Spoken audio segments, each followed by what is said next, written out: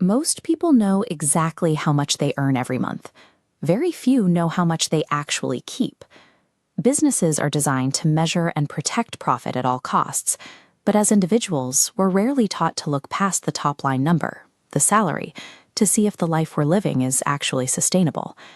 I knew what was coming into my bank account every 2 weeks, but I had no visibility into my margins. I didn't actually know if my lifestyle was profitable. So, for the next 30 days, I became the CEO of my own life.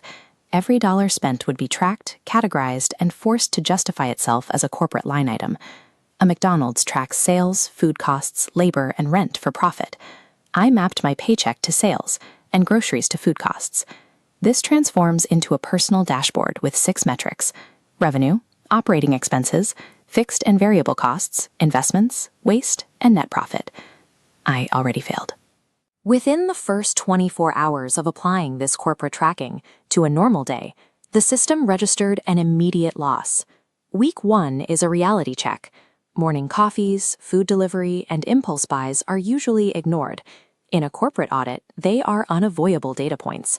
As individual transactions are logged in real time, you can see the variable costs column fill up.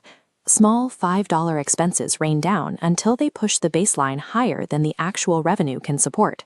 This highlights the danger of a passive consumer mindset. We often view convenience as a necessity, which allows our wealth to erode without us ever noticing. By day 7, I found a ghost expense. It was a forgotten subscription service that had been draining funds from my account for months without providing any value. In corporate accounting, you can't just call this a mistake. It is categorized as waste, an active financial loss that directly reduces the company's value. Unmonitored spending functions like silent embezzlement. It's a slow bleed that destroys the bottom line because it never triggers an alarm. Week 2 moved from tracking to intervention. I began executing operational changes, canceling the ghost subscriptions and meal prepping to lower food costs.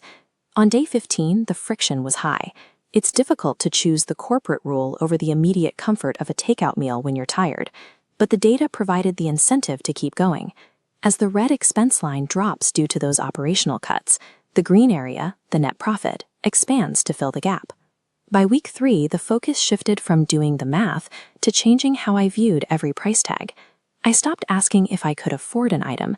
Instead, I asked, will this transaction increase or decrease my personal net profit? By day 22, this logic had changed my habits so effectively that my savings were growing at a rate I hadn't even factored into my initial projections. A corporate framework isn't designed to restrict joy. It is an objective tool used to strip the emotional impulse out of a financial transaction.